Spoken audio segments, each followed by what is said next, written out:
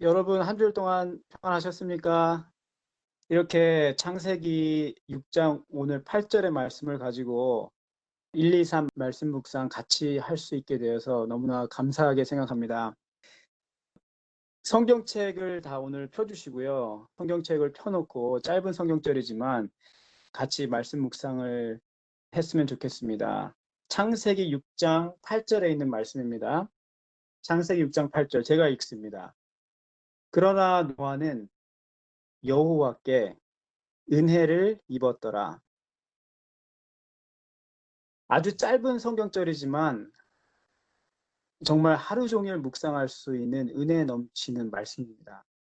특별히 1, 2, 3의 관점으로 말씀을 묵상하게 되면 이것은 단지 노아의 이야기나 과거에 살았던 어떤 성경의 위대한 인물 이야기, 혹 역사적 영감적 기록에 적혀 있는 그런 이야기 이전에 나의 이야기로, 나의 말씀으로, 나의 은혜로 다가오는 말씀이 되는 것이죠.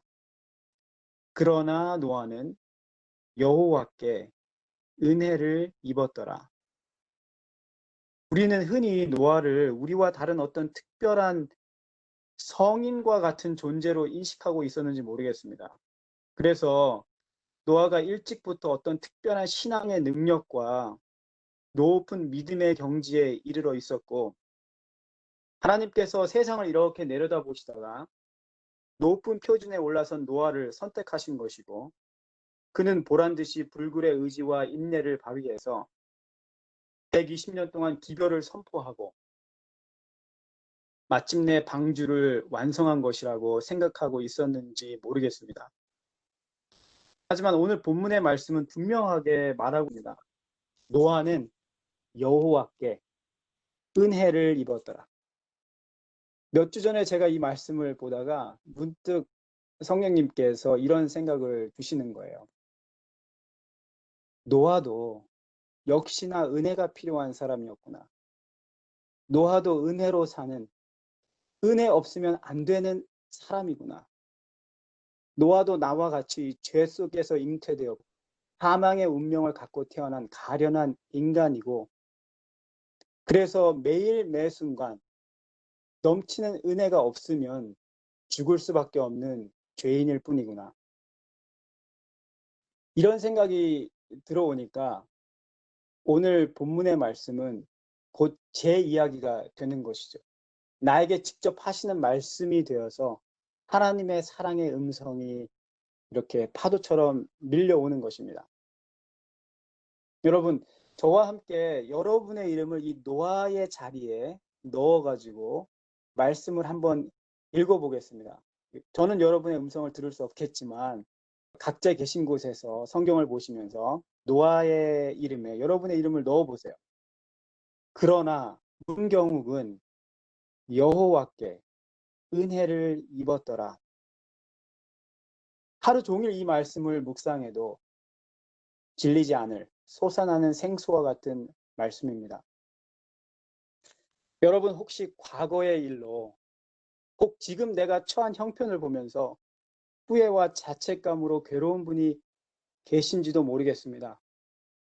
혹 지금 인생에 있어서 가장 밑바닥에 있다고 그렇게 느끼시는 분이 계실지도 모릅니다. 제가 영어로 좋아하는 표현이 하나 있습니다. 제가 한번 말씀드려 볼게요. What happened to you is not who you are. What happened to you is not who you are. 내가 지금 처해 있는 이 상황, 나에게 일어난 일, 혹 과거에 일어났던 일이 그게 내가 아니란 얘기예요. 그게 내 참 모습이 아니라는 말이죠. 심리적으로 사람들은 과거 혹 현재 내가 처한 상황과 나를 동일시하는 경향이 많이 있습니다. 그래서 사업이 혹 힘들어지거나 자녀들이 말을 안 듣고 문제를 일으킬 때, 혹은 질병에 걸렸을 때 그 문제들을 나와 동일시하게 바라보는 것입니다. 나는 왜 이럴까? 난 역시 실패자야. 난 안 되나 봐. 나는 하나님께 버림을 받았나 봐. 죄가 있나 봐. 이런 것들은 다 사단이 우리를 서서히 말려 죽이는 단골 메뉴입니다. 이렇게 희망 없이 사단에게 속아 죽어가는 영혼들에게 하나님께서 지금 말씀하십니다. 문경욱은 여호와께 은혜를 입었더라. 하나님께 은혜를 입었으면 지금 내 상황이 어떻든지 과거에 무슨 일이 있었든지 상황 종료인 것이죠. 지금 상황이 아무리 힘들어도 실패했을지 몰라도 인생의 밑바닥까지 떨어졌어도 하나님이 말씀하시는 것이죠. What happened to you is not who you are. 전에 무슨 일이 있었든 지금 불 가운데 혹은 물속에 빠진 것 같아도 내가 처한 상황일 뿐 너는 내 아들이야. 과거에 뭐가 어떻든 넌 지금 이 순간 내 은혜를 입은 내 딸이야. 자유인이고 생명이고 축복이다라고 하나님께서는 말씀하시고 계십니다. 여러분 성경을 다시 보시고 창세기 6장 8절. 그러나 노아는 여호와께 은혜를 입었더라. 이어지는 구절을 봐주시길 바랍니다. 우리에게 아주 익숙하고 잘 알고 계시는 말씀이죠. 구절도. 노아는 의인이요 당대의 완전한 자라. 그는 하나님과 동행하였더라. 우리는 노아를 처음부터 어느 정도 의인이었고 완전했다고 생각했을지 몰라도 말씀을 보면 은혜가 먼저 있었어요. 8절에 은혜가 먼저 있는 것입니다. 하나님의 은혜가 있었기에 동행이 가능했고 은혜가 있기에 그를 의인으로 완전한 자라고 칭해 주시는 것이죠. 이어지는 11절, 12절, 13절을 보시면은 반복적으로 나오는 말이 있습니다. 여기에. 여러분께서 한번 살펴보시길 바랍니다. 여기 무슨 말이 반복적으로 나오냐면 온 땅이 부패하였다 그래요. 그리고 그 땅이 부패하니까 땅 위에 산 사람들이 어떻게 되겠습니까? 역시 다 부패하여 썩어 죽게 된 것이죠. 그래서 모든 혈육 있는 자들이 부패하여 이 말이 계속해서 나옵니다. 이 부패한 온 땅, 모든 썩어가는 부패해서 죽은 이 혈육들, 사람들 가운데 노아도 포함되어 있었습니다. 그래서 만약 은혜가 없다면 노아도 저도 여러분도 부패한 온 땅의 일부분이고 부패한 모든 사람들 중에 하나일 뿐인 것입니다. 하지만 은혜가 오셨어요. 우리에게 왜 은혜가 왔습니까? 모든 사람들이 부패하여서 곧 죽어가는 이때에 어떻게 우리에겐 은혜가 왔을까요? 여러분 무엇을 하셨기에 은혜가 왔나요? 제 친할아버지와 친할머니께서 원래는 침례 교인이셨다고 그래요. 할머니께서 저희 아버지가 어릴 때에 재림교회로 개종하시게 되셨어요. 그래서 아버지께서 이제 재림교인으로 성장하시고 재림교회 다니시다가 교회에서 어머니를 만나셔서 결혼하셨습니다. 그래서 저는 덕분에 재림신앙 가정에서 태어나게 되었습니다. 하나님의 금수저로 태어난 거죠. 그래서 제 아들, 딸들도 덕분에 재림 가정에서 태어나서 어려서부터 예수님의 이름을 부르며 살 수 있는 참 귀한 축복을 누리고 있습니다. 종종 이렇게 행복해 보이는 애들을 보면 그리고 또 제 모습을 보면 생각해 보면 너무나 기막힌 일이에요. 나는 어쩌다 이런 축복을 받았는가? 여기서 말하는 축복은 뭐 어려서부터 삼육교육 받고 뭐 채식하고 무슨 건강 이런 게 아니라 어려서부터 우리가 뭐라고 어려서부터 하나님의 이름을 부르고 아무것도 모르는 애들이 우주의 하나님께서 그 친히 우리가 부를 때 우리의 말을 들어주시고, 이게 엄청난 축복이죠. 진짜 금수저 중에 금수저인 겁니다, 이게. 내가 뭘 해서 결코 아닙니다. 저의 어떤 모습으로는 이걸 설명할 길이 없어요. 어떻게 이렇게 축복을 받았는가. 이거는 그냥 은혜입니다. 이 은혜는 찾아오시는 은혜입니다. 누가복음 15장에 나오는 여러분이 잘 아시는 이야기들, 잃은 양, 잃은 동전, 탕자의 말씀은 분명히 노아에게 임하셨던 하나님의 은혜, 우리에게 임하신 그 은혜는 잃어버렸던 저와 여러분에게 찾아오시는, 끊임없이 우리 마음속에서 두드리시는 은혜입니다. 그 하나님의 은혜가 지금 여러분과 제게 동일하게 임하고 있음을 감사하게 되시기를 바랍니다. 여러분, 노아가 경험한 것들은요, 그 당시 보지 못했던, 듣지도 못했던 천지개벽할 만한 엄청난 사건이었습니다. 환란이었죠. 처음으로 비가 내렸고 궁창 위에 물들이 쏟아지고 기풍의 샘들이 터져 나오면서 온 지면에서 대폭발이 일어났어요.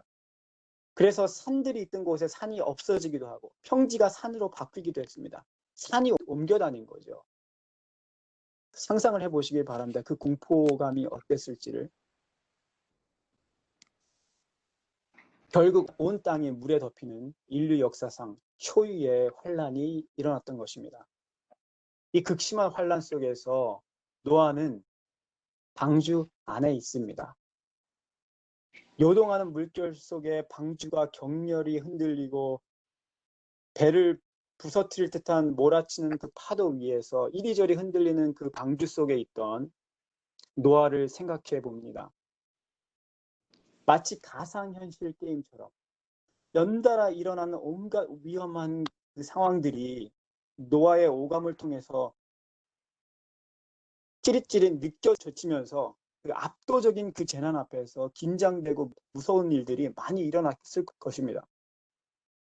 하지만 아무리 그런 일들이 막 일어나도 내 피부에 와 닿는 것 같아도 결국 방주의 벽을 뚫지 못하는 것이죠. 방주에 있는 한 그 모든 위험한 일들은 다 가상현실이고 꿈이고 허상일 뿐이라는 것입니다. 죽음의 위협이 정말 현실처럼 노아에게 느껴지고 보여질 때가 많았을 것입니다. 그래도 그는 방주에 있는 한 그의 구원과 승리는 이미 결정이 되어 있었던 것입니다. 하나님께서 욥기 38장 1절에 말씀하신 것처럼 내 교만한 물결이 여기 그칠지니라. 아무리 죽음의 그런 그림자가 산들이 옮겨다니는 그런 엄청난 재앙들이 일어날지라도 방주의 문에서는 딱 멈춰지는 것이죠. 하나님의 명령에 의해서.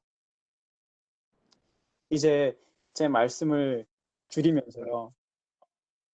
지난 4월 달에 4월 18일이죠.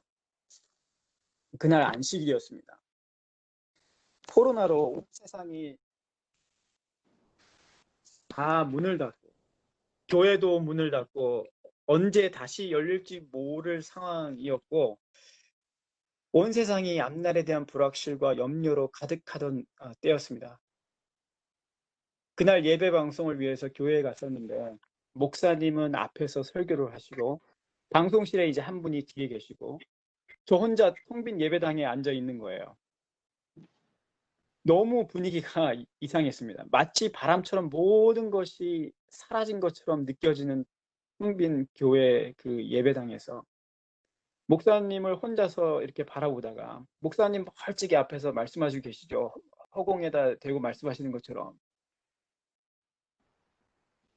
그걸 바라보다가 우연히 창문으로 옆에 있는 창문으로 보이는 하늘을 보게 됐습니다.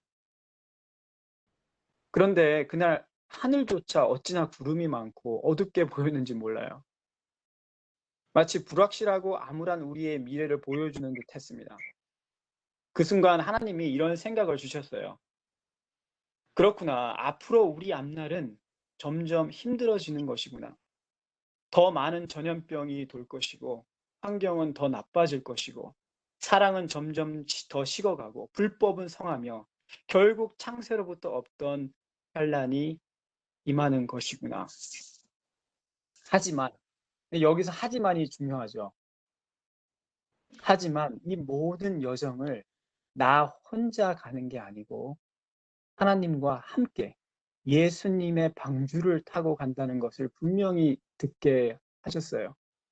그 순간 얼마나 용기가 나고 그 순간 감사하고 희망이 생겼는지 모릅니다. 그래서 제가 빨리 집에 돌아와서 일기장에다가 제가 하나님께 그 벅찬 감정을 기도문으로 그날 적어놨어요. 4월 18일, 20일 토요일 제가 읽어드리겠습니다. 하나님, 하나님과 함께 이 마지막 징조들이 빠르게 성취되는 재림의 때에 살고 있음을 감사합니다. 하나님과 함께 이 마지막 관문을 통과하는 것은 정말 가슴을 벅차게 합니다. 아무리 험하고 어려운 길이라도 하나님께서 어떻게 이끄시고 한 걸음 한 걸음 구원하시는지를 경험하는 것은 특권이고 흥미로운 일입니다. 그리고 곧 함께 가는 우주 여행과 하늘나라. 네, 제가 이렇게 일기를 적으면서 정말 천지개벽할 일들이 앞으로 많을 텐데 내가 방주 안에 있는 한 나는 그냥 하나님께서 하시는 일을 보면서 그냥 구경하면서 가는 것이구나. 엄청난 사건들을 내가 직접 목격하면서 감사하면서 그 능력을 체험하면서 가는 것이구나. 엄청난 여정을 떠나는 것이구나. 너무나 이 가슴이 벅찼던 기억이 있습니다. 노아는 하나님께 은혜를 받았습니다. 여러분과 저 위에 지금 이 순간 하나님의 은혜가 충만합니다. 우리는 은혜로 예수를 알게 되었고 예수님을 부를 수 있고 그 안에 거하는 것입니다. 방주 안에 거하는 것, 그것이 동행입니다. 여러분, 은혜로 들어간 그 방주 안에서 끝까지 거하게 되기를 바랍니다. 주님 다시 오실 때까지 예수 안에서 언제나 거하는 사람은 재림의 징조가 가까이 올수록 떨지 않습니다. 환란이 닥쳐와도 설레임과 용기 있게 나아갈 것이고 결국 그 모든 환란과 위험을 마치 가상현실 게임 하듯이 넉넉히 통과해서 결국 소원의 항구에 이르게 될 것을 믿습니다. 말씀을 마치겠습니다.